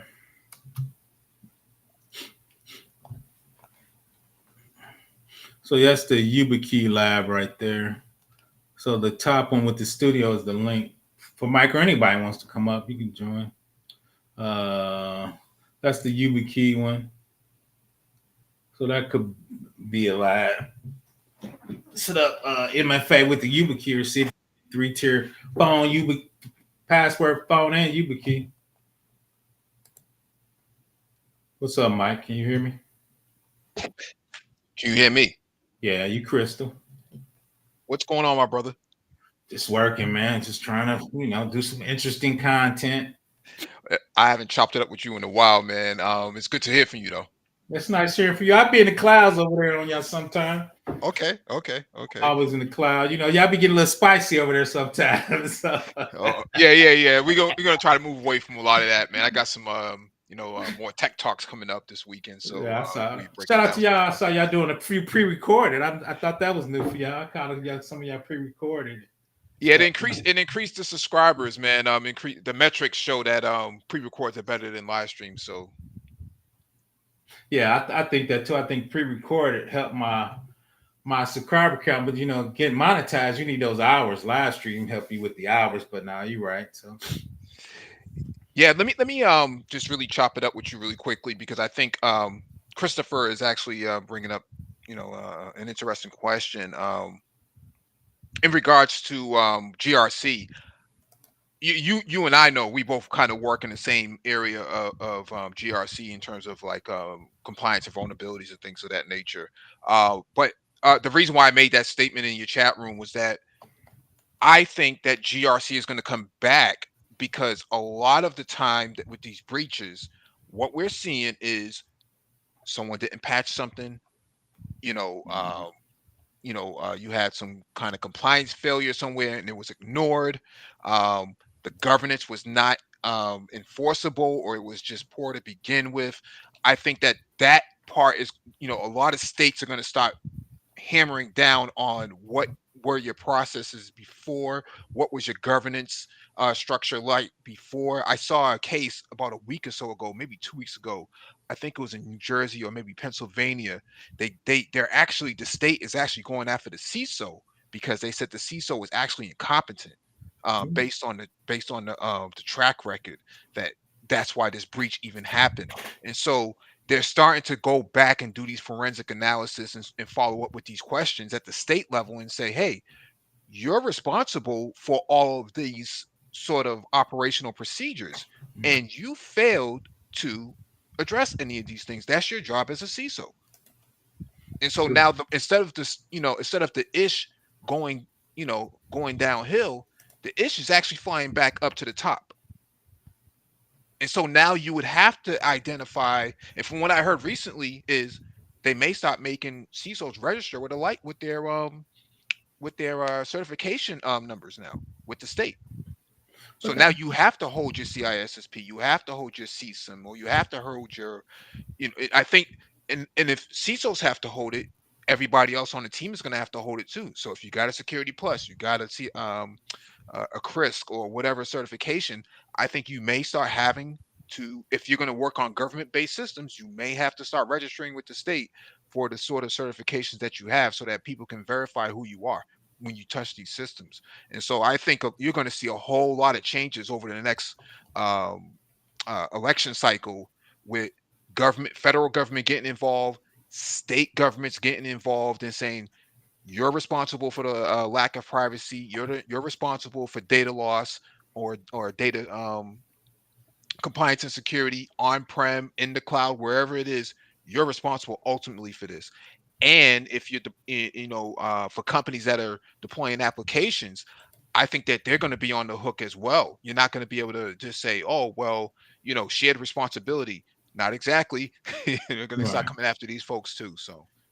But in bigger companies, you see this too a lot of times. In the big companies, their CISO a lot of times, they just got business guys, right? Because they were handling budgets. So you think they're gonna, like you say, force those guys at the top level? Because those they were just really handling budgets. So they were pushing that responsibility I guess further down in the org. Yeah, but you can't kick it down anymore, right? Because now you have to explain to the board of directors and Yeah, other right. sort of, stakeholders to say, yeah, we're doing all our necessary operational procedures and tasks, but in reality, you're not because the metrics are going to say otherwise. Right? If you got No, X amount of vulnerabilities in Chrome or X amount of vulnerabilities in Adobe, not Photoshop, PDF reader, and so on and so forth. You have all these vulnerabilities and all these sort of compliance failures in your organization, but you're telling the board that, hey, we're doing just fine. That's not gonna fly anymore. People used to be able to get away with that and no, then yeah, just kind of kick it downstream, but that doesn't work anymore. I think that they're going to start really nailing people and putting people in jail. From what I've seen the other day, someone got sentenced to 3 years in prison for I think taking down, being responsible for taking down one of AWS EC2 instances or something like that at an okay. organization. So they're starting to go back after people and say, hey, you were negligent in these areas. So I think that GRC is going to start becoming a lot more prominent than what you would have heard before. Everybody was just talking about SOC, incident response, these sort of eyes on glass. That was, Yeah. cool a couple of years ago, but the GRC piece, I think that's going to come back into play.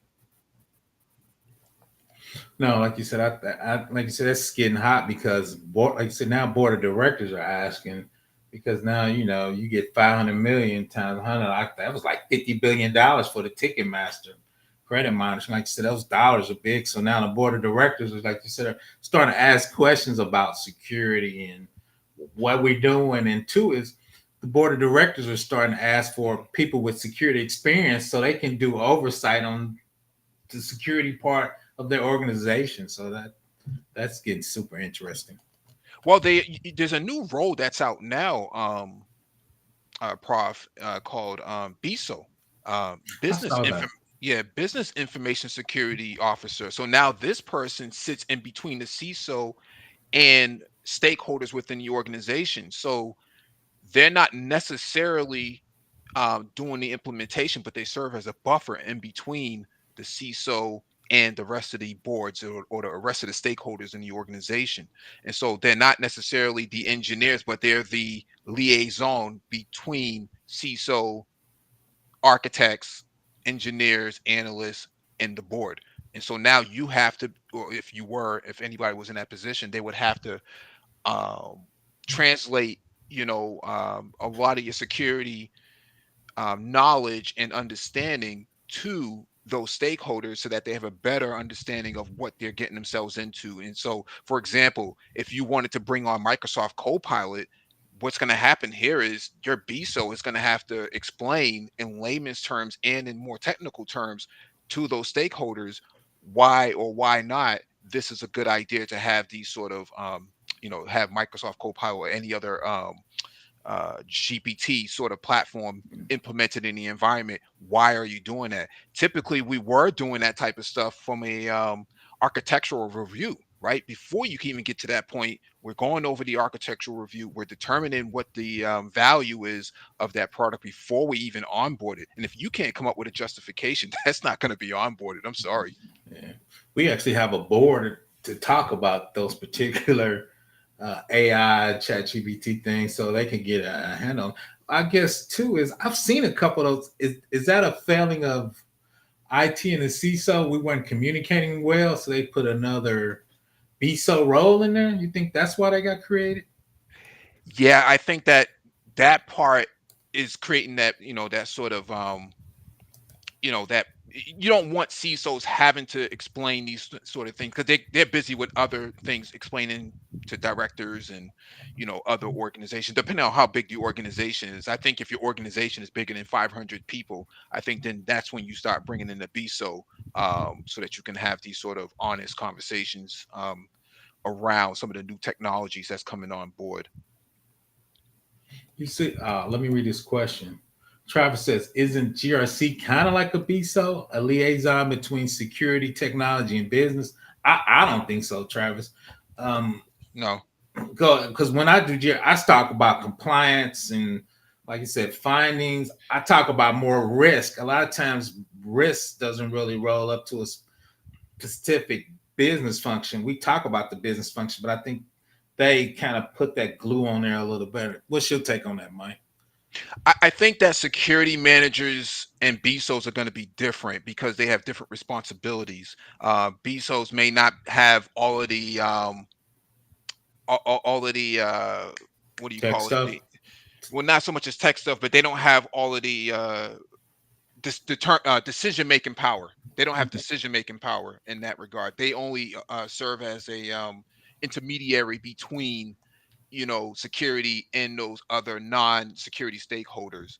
For I don't know if you what you guys do, but we have something called security champions, and with security champions every week I kind of meet with different stakeholders around some of the different sort of risks that are concerning to those stakeholders within the organization, whether they're database architects or your business intelligence people, so on and so forth. All of these people who largely don't have any control over security need to understand what the risks are, and what can be implemented and so on and so forth. Whereas your GRC people, they already have their hands tied up in doing all of these assessments and so on and so forth on their side, so they can't afford the time and the life cycles to be engaging all of these other stakeholders at these security champions meetings.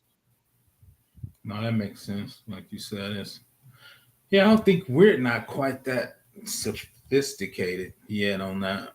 I think they kind of been talking about it, but It depends on how big your organization is, Prof. But I think this is just my opinion. I think that you may start to see with AI coming on board. I think you may start to see people pivot from what traditional eyes on glass was and what traditional GRC was. I think you're going to start to see a lot more innovation come from those people because they have to be involved, because they have the security wherewithal, but they're going to be more involved in helping to develop and cultivate some of the documentational procedures and some of the assessments that need to be done, because we can't just say, oh well, we have AI doing this. Well, you have to explain who implemented the AI and who, right. what the verification, the validity is of all of these implementation that you're deploying. Because if you put AI in into the environment and it starts hallucinating on Mm, LLM, or you have misuse of tokens for Microsoft Copilot or whatever the platform is, somebody has to be looking at all of this. And I think that that's where you're going to have security start to pivot back around, maybe under a different title, maybe under a different sort of veil, to start looking at AI from a different perspective, because a lot of organizations at the top, leadership doesn't understand all of this. Leadership is saying, no. "Oh, we got to have iPads." 10 years ago, that was the thing. Oh, we got to have iPads. See, the CEO wants an iPad, so everybody got to have an iPad. Now we got iPads in the environment. We don't know what to do with them, and so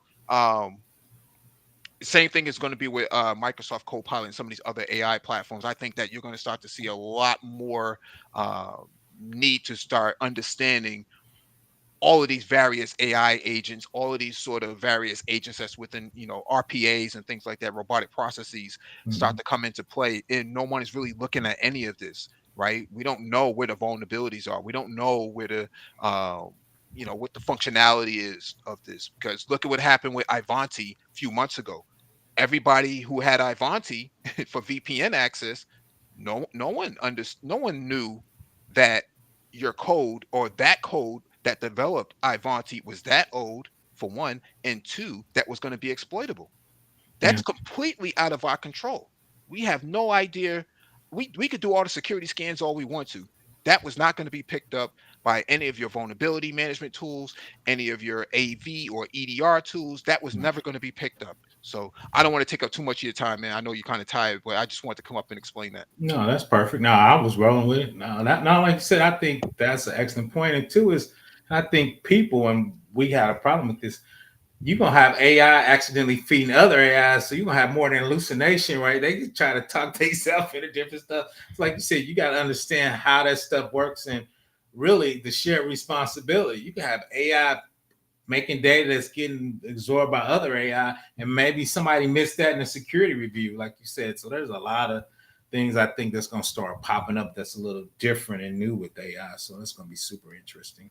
Well, yeah, it's going to be a software as a service, but it's the question is, how does that AI work, and where's your data at rest and where's your data in transit, and who's responsible? Is there going to be shared responsibility between these different vendors that are talking to each other, your APIs and things like that that need to be secured? There's still a lot of growth in security. I mean, you know this better than anybody else, but with just having this conversation, there's going to be a lot of growth with this whole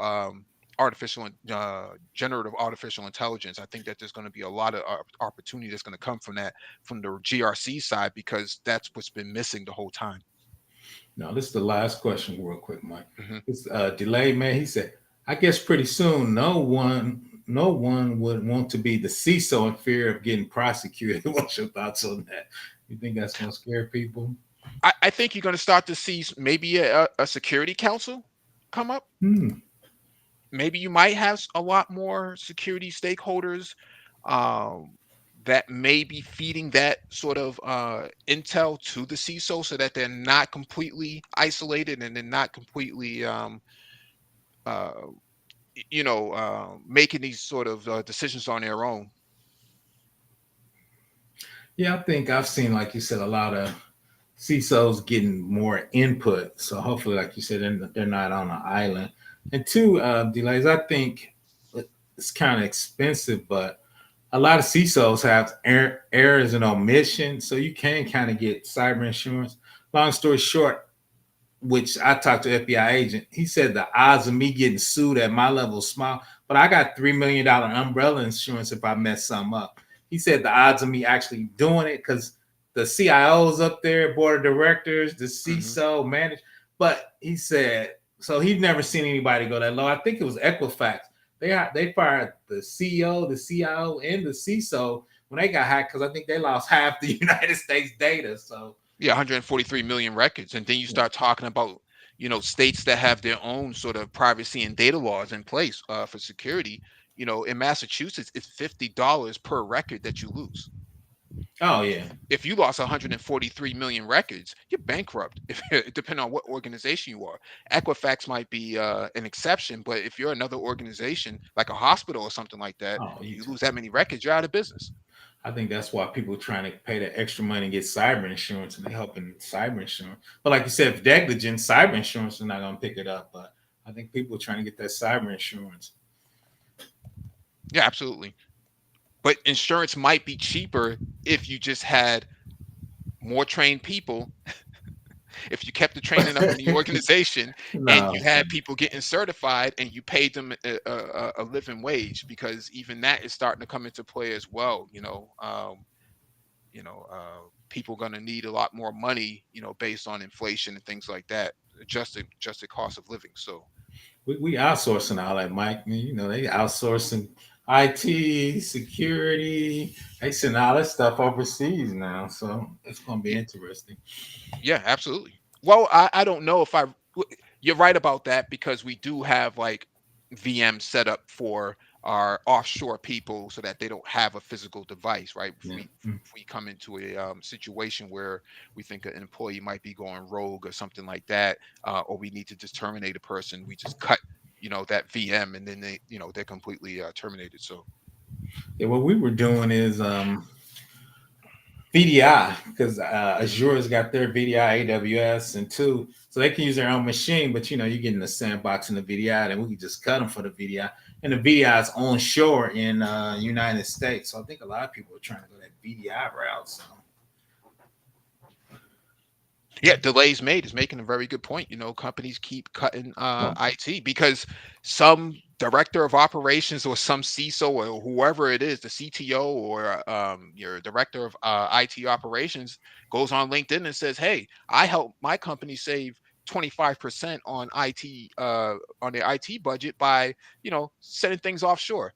That's not yeah, that's not it's not the solution to everything. You don't need to be saving money. You need to be nailing down uh process and procedures. So nah, but a lot of people, they cut to the bone till they cut too much, then they get hacked. Right, then there's eh, another excuse, and there it is.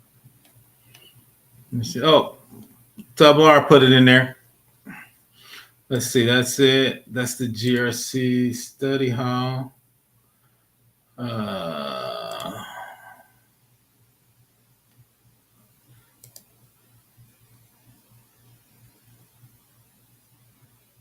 Hold on, Space Taco. Let me see. I don't know. Sometimes YouTube does, like you said, it won't let you put the full link in there.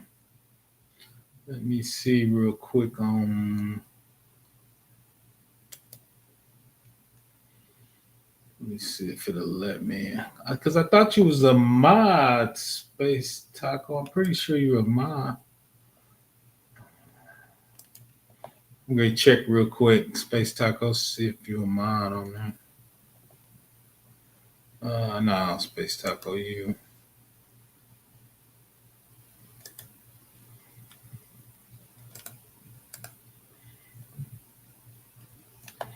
Give it a couple minutes, Space Tacos. You should be good.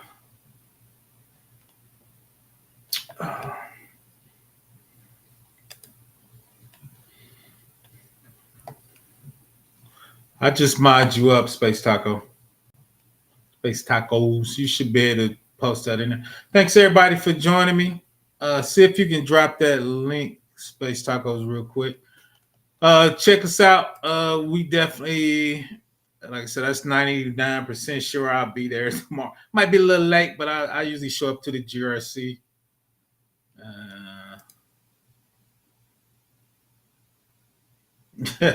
I think you're mine. Yep, there's Space Tacos and mine. You're welcome. Hit me up at ProfessorBlackOps@gmail.com. You can shoot me an email. Give me 48 hours. I used to teach at a local community college. So I'll be hearing on my emails. I want to appreciate everybody for joining. This is going to be my time. So we're going to definitely do that. Chris, I think, wanted me to do 161. I need to reach out to him on that. NIST 161. And two is I'm going to start doing AWS. Shout out to Mike Engineering. And from that engineering part, GRC, reviewing the security architecture and what that looks like from a GRC perspective. And two, how will we do an assessment on shared responsibility between AWS and if you were a company? And hopefully one of my other homies is Network Bruh. He actually has network architecture. So I actually want to do a VPN tunnel site to site between my AWS and his home using his Cisco routers. But that's something we've been talking about for a year and a half. But once again, I want to appreciate everybody for joining me. ProfessorBlackOps@gmail.com. Everybody have a happy hump day. Let's get it going. Oh, I think I need to take a couple days around July the 4th. I am tired. Once again, appreciate everybody for joining me, for coming out. You're gonna see me these cybersecurity streets. I'm definitely in Gerald Alger's. I'm usually in Space Tacos Discords a little bit, so I'm a little place everywhere. A lot of times, if you at me, I'll pop up. I appreciate it, man. Have a good night, all. I'm out. Thank